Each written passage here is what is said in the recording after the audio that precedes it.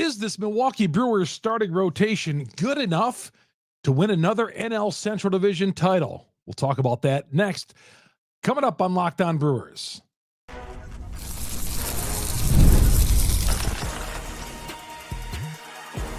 You are Locked On Brewers, your daily Milwaukee Brewers podcast. Part of the Locked On Podcast Network, your team every day. As of right now, it looks like going into training camp, spring training, in a couple of days, the Brewers have 4 guys who I think are going to be almost surefire locks for that rotation. And then there's 3 fighting for one other spot, including one that is injured. We'll talk about that coming up here in a little bit. Chuck Freeman, Locked On Brewers, part of Locked On Podcast Network. We are your team every day. If you're viewing us on YouTube, thank you very much for coming into the studio today, our beautiful studio here. Got my new Laconia girls basketball poster up there. Thank you to the 2-time defending state champs. And, of course, if you're following us on our various platforms on the audio version, Google, Spotify, Apple, wherever you download your podcast, we're the #1 Brewers podcast from you great Brewer fans, because you great Brewer fans out there. All right, now, I talked about the infield. I've talked about the outfield. Now we're going to get to the pitching staff. And those aren't past episodes. But we're going to start with this rotation here.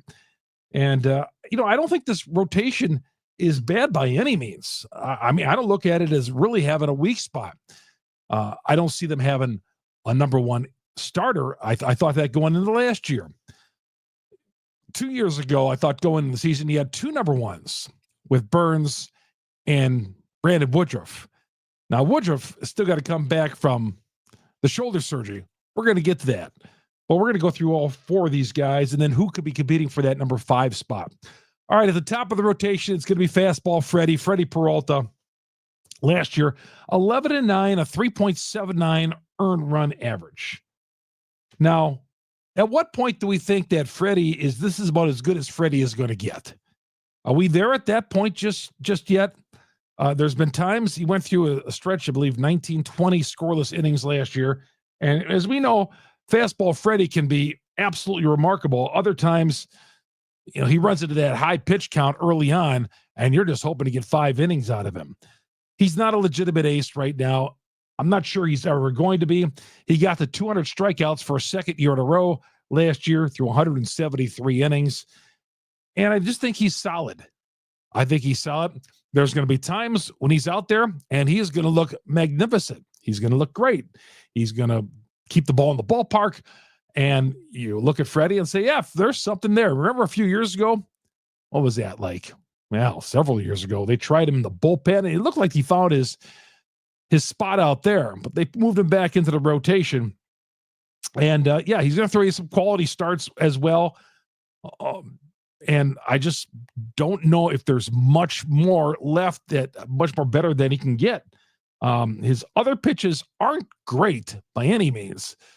His fastball, I still believe, is his bread and butter. But Freddy is going to be at the top of the rotation, all things healthy going into the opening day in New York against the Yankees coming up at the end of March. Freddy should be making the start there. So all good with Freddy. It's just that the Brewers don't have a guy who you could put at that top of the rotation and think it lights out. I think any one of these 4 guys in the starting rotation has the capability of being an ace on any given day, but Peralta will make that start. Tobias Myers, who had labored in AAA, finally got an opportunity really with the Brewers last year. And it looked like Myers was probably going to be one of those guys they call up, make a couple of starts, and then he'll be back down in the AAA. But Myers was just so good, you couldn't take him out of a starting rotation. In fact, from June on, if you look at the numbers, Myers is one of the best starting pitchers in baseball. And you can put him right up there with some of the Cy Young candidates up there. Myers is right there. He finished with an ERA of an even 3, 26 years old. And I think he's legit. Now, what bothers me is I always look at a guy who didn't really break through for a number of years, just labored at AAA and in the farm system and didn't do much. And suddenly this year, he was magnificent. Now, I'm going to pause for a little bit on him to say, well, Tobias Myers is here to stay. And I don't want you to all think I'm pessimistic. I'm just being realistic about guys like Peralta and Myers. With Myers, again, 26 years old, was outstanding, and a guy we all grew to get a lot of confidence, have a lot of confidence in as he pitched through the season. And changeup was really, really good. We'll see if that's as good as he can get, and that's fine. If that's as good, we'll take that Tobias Myers we saw last year, and ability to pitch in big games and all that. We saw that. I just hope that we see more of that in 2025, and there's not a regression to back the way he was back in the minor leagues. I want to believe that Tobias Myers is here to stay as a big leaguer. We'll just see if that, obviously, the proof is in the pudding with that guy. We'll see how the season materializes. Nestor Cortes, another one. Well, he's going to be firmly into the starting rotation. He was the guy who was very serviceable for the New York Mets and then got really caught in the numbers game with New York. Really caught in the numbers game. And when they went out and got Max Fried, that was kind of it for Cortes. But they had their eyes on Max Fried. I don't think Cortes was traded yet to the Brewers. Maybe he was.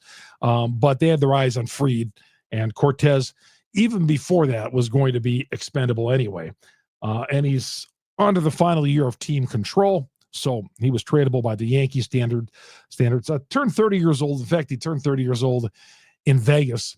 And that's how he found out. That's when he got a phone call from a writer, I believe. I can't remember who it was, saying that, hey, you've been traded to the Milwaukee Brewers. So last year with the Yankees, a 9-10, a 3.77 earned run average, a career high in innings pitched, 174. He did have that shoulder strain toward the end of the season last year. Went to the bullpen, and of course, when you think of Cortes' season last year, what do you think of him giving up the grand slam in the World Series to Freddie Freeman? And that was it right there for Cortes. And that marked the end of him in New York with the Yankees. But Nestor Cortes, left-hander, I like him. I the times I've seen him pitch and the numbers and all that, I like him at the end of the rotation. Now, am I willing to, or in the middle of that rotation, am I going to give this guy an extended contract? No, we all know he's a rental. He's a one-year rental, and he'll be on his way unless he just has a disaster season. And by that means nobody's going to want him anyway, and the Brewers probably certainly wouldn't want him. But he's 1 year under team control. Again, the shoulder strain, he bounced back out of it, banished to the bullpen, but he'll get a crack at the starting in that rotation. I think he will be in that starting rotation, in fact. So that's Cortes. So we got Peralta, Myers, Cortes, and Aaron Civales. Well, I thought might have been traded here in the offseason, but of course the Brewers did nothing in the offseason. And I thought maybe Civales would be part of a package deal, making the $8 million a year. Didn't have a lot of success in Tampa before he was traded to Milwaukee, and made some quality starts with the Brewers. I thought Civales was really, really good. Wasn't great, was pretty good. And he was never traded. And Civales is, I believe, is going to earn him spot unless he just totally has a terrible spring training or there's an injury or whatever. Aaron Civales to me will be one of the four guys in the rotation. So you look at Peralta, Myers, Cortes, and Civales.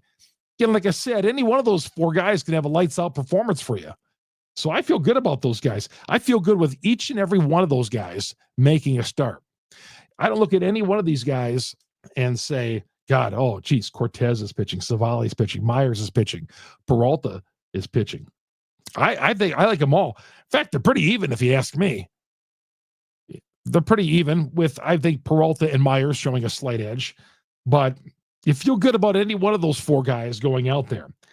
However, at the number 5 spot in this rotation, you might have some question marks about. Maybe. We'll get to it coming up next. Chuck Freeman here on Locked On Brewers, part of Locked On Podcast Network. We are your team every day. Good to have you along here on Locked On Brewers. And man, we are just getting going. Spring training a couple of days away. saw the Cubs. I was watching the Marquee Network the other day, Sunday before the Super Bowl, and they're all giddy about their team and all that, and think they're going to challenge the Milwaukee Brewers for the NL Central. Of course, the Cubs, if you're a Cub fan, you always hold your breath, but let them do what they're going to do. We'll come right back after this timeout. Chuck Freeman here on Locked On Brewers. Gametime. I'm sorry, FanDuel. FanDuel is America's #1 sports book. Hope you all enjoyed the Super Bowl. And you weren't like me and had Kansas City yesterday. But it's time to shift focus. Football's over. Baseball's underway. NBA, college basketball's heating up. And when the game tips off, the NBA action is just getting started. No better place to get in on all the action than with FanDuel, America's #1 sportsbook. FanDuel, you place live bets throughout the game. Even if you miss the opening tip, you look at the game, you see a heavy favorite down, like the Boston Celtics or someone like that, down at halftime. Well, the odds obviously are going to be a little bit better. And if you think they're going to make a second half comeback, you need to stay in the action. You can get great odds through FanDuel. I did that a lot of times with Kansas City this year in NFL. Down, odds came back down a little bit, and the Chiefs won. I didn't double down yesterday, had the Chiefs -1 from the very beginning, and lost. But right now, new FanDuel customers can get $150 in bonus bets if your first $5 bet wins. Visit FanDuel.com. Join the action today. FanDuel.com. Your shot at $150 in bonus bets. When you win that $5 bet, they're going to put $150 right in your account. Make every moment more with FanDuel, the official sports betting partner of the NBA. Chuck Freeman here on Locked On Brewers, part of the Locked On Podcast Network at We Are Your Team every day. Again, get us on Google, Spotify, Apple, wherever you download your podcasts. We are there, the #1 Brewers podcast on the internet. And we're going to be going daily here. We are going to be going daily for the rest of the year. And I'm saying the rest of the year, rest of the season. It starts now. Training camp, they open the doors on Wednesday. A couple of guys already down there. Couple of guys, but it officially opens with pitchers and catchers coming up on Wednesday, and we're going to be all the news and everything every day right here on Locked On Brewers. As I've been doing Locked On Brewers. This is my 3rd season now, and we're going to continue to be your source. And of course, all the reporters, all the guys in the Journal Sentinel down there, if they break any news, we'll sure to credit them, of course, like we always do. Or Brewers.com, Adam McKelvey. Milwaukee has got some. Milwaukee media has got some fine, terrific beat writers down there covering it. So, and of course, like I said, if they break any news, we'll be sure to talk about it right here on Locked On Brewers. All right. That back end of the rotation, the #5 spot. I got Ashby, I got Brandon Woodruff, and DL Hall competing for #5 right now. Now, Woodruff, we're going to keep him on the back burner for now because it doesn't sound like he's going to be ready for opening day. Pat Murphy said last week, the Brewers manager, that Woodruff is not 100%. So if you're not 100% by where we are, middle of February, I don't expect him to be ready for opening day as a pitcher. They are taking him really, they're going to really be cautious with Woodruff. But the other two guys, let's start with Aaron Ashby. Solid fastball. 28 1/3 innings. Signed that contract back, the contract extension back in 2022, 5 years, $20 million. And the Brewers haven't got anything out of that so far. He did have that game in September last year where you got to see a little bit of what Ashby could do. No, it was DL Hall. I'm sorry. That was DL Hall who pitched against the Reds. Ashby, again, that fastball coming off the shoulder surgery from 2 years ago. They were really impressed. They moved him into the bullpen last year down at Nashville, AAA. And I know the manager down, Rick Sweet, was really gloating about Ashby's recovery. He says usually it takes 2 years to recover, and he was surprised the heat that he had in his fastball last year. So we'll see Aaron Ashby. I like the glimpses I saw of him last year when he was here in September, which leads me to DL Hall. Now, DL Hall's the guy who in September, 7 innings on 4 hits. 26 years old, lefty. We know we got him in the Brewers got him in the trade with the Orioles. And he and Ashby, I think, one of those two will be the number 5 starter. Okay? Both have tremendous potential. Both, I think, are capable of being a really, really solid number 5. Now they just got to go out and prove it. And DL Hall, I think if, having both of these guys out in the bullpen, not a bad option if Woodruff ever returns to full health. But Ashby and Hall, going into camp at least right now, unless I see something that I think otherwise, Ashby and Hall competing for that number 5 spot, I'm really good with that. I'm good with either one of those guys winning that 5th spot, and the other guy going to the bullpen in long relief. And if Brandon Woodruff comes back to be any semblance of the Brandon Woodruff that we all know and love, and by the way, it is his birthday. Happy birthday, Woody, who's working really hard, trying to get back. And boy, if Woodruff is able to come back, he would be just an amazing number 5. And obviously, we look at Woody, who's had ace stuff at before the injury. If he got anything close to that, obviously he'd be the best. Woodruff, I think, be the best pitcher in this rotation. But that all remains to be seen with a guy like Brandon Woodruff. All right. The Brewers' odds have come out. The postseason odds of making the World Series, odds of winning the NL Central, and odds of being the NL champions. And of course, the Brewers, are 40-1 odds to win a World Series. They've never won a World Series before. As you know, the closest they got is 1982. As you see, if you're watching me on YouTube, you see that poster of the Milwaukee Journal up there, the newspaper that day, when I believe that's when, or is that when they won that's when they won the AL Central, when they beat the California Angels in 82, which, you'll hear about, 20,000 times this season, and trying to make new memories for these guys. But they're 40-1 long shots to get to the World Series. And here are your top 3 to knock me over with a feather, if you didn't hear differently. The top 5 to win a World Series this year, top 5 odds: the Dodgers, the Yankees, and the Mets. Stunning. What do you think of that, Rob Manfra? Dodgers, Yankees, the Mets, as you continue to control your game, and you are just surprised how small market teams are crying for the salary cap, and fans are crying for the salary cap in small markets. There you go. Dodgers, Yankees, and Mets. Unreal. NL Central champs, the Brewers are plus 260. That means if you bet 100, you get $260 back. So they're plus 260 to win the NL Central. NL National League champs to go to the World Series, the NL champs, they're 25-1. I would stick 100 on the Brewers to win the NL Central, though. Not a bad bet. I see like Pacoda has got the Brewers to pick. I think they got them for 80 wins, and to finish second in the division of the Cubs. That's right. Brewers just keep getting picked not to win this division, and they just keep doing it. They keep defying the odds. Can the Brewers continue to keep defying the odds, though? Losing Devin Williams in the offseason, losing their best power bat with Willy Adames, and their best production with Willy Adames. We'll see. Brewers projected at 80 wins, and if I had to go over that, I would take a flyer on the over.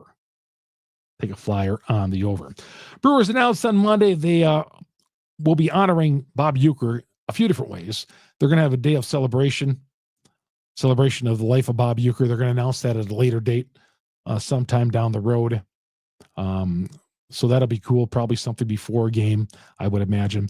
But the Brewers also unveiled a patch that they're going to wear with the Bob Uecker signature on it. And they're going to be wearing that for every game. Spring training, home, road, all their games this year, they'll be wearing a Bob Uecker patch. No surprise whatsoever.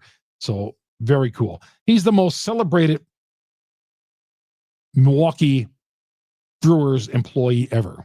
He is. and deserves every bit of it, because for so many years, the Brewers got a lot of attention. The Brewers were thought of as, Bob Uecker was even on the cover of their media guide one year. The Bernie chalet out there, when Bernie slides down, what does it say up there? Get up, get out of here, gone. The Uecker seats, right field, which I believe they took some of those out. We'll talk about that in a second. But the Uecker seats in right field. Also, the statue that's outside the ballpark, and there's a semblance of Bob in the upper deck where you have your picture taken next to Uecker in the upper deck. So they honor him in so many different ways, and they should. Broadcaster since 1971, of course. Bob Uecker passed away at the age of 90 this past offseason, and a Milwaukeean on top of it. A Milwaukeean on top of it. But Bob Uecker, the Brewers announced the patch. We come back, we'll talk about the Brewers are shrinking AmFam Field. We'll talk about that coming up next here on Locked On Brewers, part of Locked On Podcast Network. We are your team every day. Locked On Brewers, good to have you along here on a Monday. Again, we're going to be here on a daily basis. The Brewers announced, among other things, there's going to be easier entrances. If you go to a game, especially on a Sunday when they're giving away the bobblehead or whatever they're giving away, the long lines to get there. They're going to have some express gates as well, but you can't be bringing in, I think, big purses and that. I think if you don't have any of that, there's going to be an express gate that you're just going to be able to walk in, get your ticket scanned, and get on your way. So you don't have to be in those long lines and maybe be late for a first pitch if you're coming from church or whatever on a Sunday or wherever you are on a Sunday. 110. The 110 starting time creeps up quickly on a Sunday. It certainly does, no matter what happens, and people are driving in from all parts of the state. But there's going to have to be a couple of express places, gates that you're going to be able to go to. The Brewers also announced that they're going to be subtracting about 1,600 seats from the right field terrace. Now, I see some people are upset about this, and I would say don't be. I would say don't be. Now, more often than not, ain't nobody sitting in those seats anyway. Yeah, if they make the postseason, sure, of course. But the Brewers are going to look at options to get those 1,600 seats and maybe more back somewhere along the line. But that's not a problem right now. Again, you go most games, there are those 1,600 seats, they will not miss those. Most regular season games, you're not missing those. And if postseason, 1,600 less seats, that's a good problem to have, I guess, if you make the postseason. But I know some of you are upset. Let's face it, who sits up there anyway? Who buys the Uecker seats, as they're called, way in the upper right hand? Yeah, there's a couple of guys up there who sit up there, a couple of couples up there sit way up there. And I always think they're just trying to be funny by sitting way up there because there's so many seats available, even maybe on a Sunday. Still, you see some people sitting in the way part, and let's face it, the view up there is brutal. It is. But still, again, you won't miss it. Don't get all excited. They're not taking away any club seats. They're not taking away any of the really good seats. The club level, my favorite seats, but no box seats, nothing like that being taken. It's all good. The 1,600 seats. And plus, they're going to have some food trucks outside the ballpark too, which is always a good thing. Always a good thing. And that's the changes that the Brewers announced late last week that they're for the fan experience coming into AmFam Field. That's going to do it. Hey, I appreciate everybody tuning us in here on Locked On Brewers. Man, that baseball blood is starting to flow a little bit. It is. Going to drive past AmFam Field this week when I go to my son's hockey games over at the Pettit Center. Always they can make a little trip past AmFam Field, look over there. Just when you go on 94, you just look over to the ballpark. I think it's just natural. It's like you're going to see the same thing every day. They have a little tribute for Bob Uecker on their marquee there. But I always look over and then think of, man, it's a matter of months. We'll be back in there.